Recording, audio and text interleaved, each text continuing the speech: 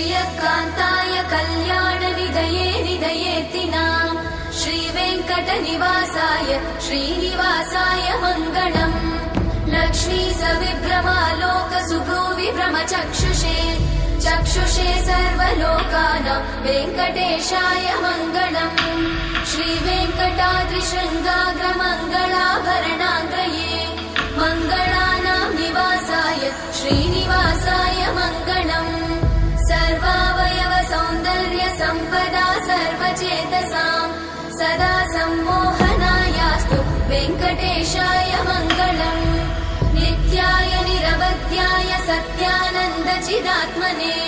सर्वान्तरात्मने श्रीमद् वेङ्कटेशाय मङ्गलम् स्वतः सर्वविदे सर्वशक्तये सर्वशेषिने सुलभाय सुशीलाय वेङ्कटेशाय मङ्गलम्।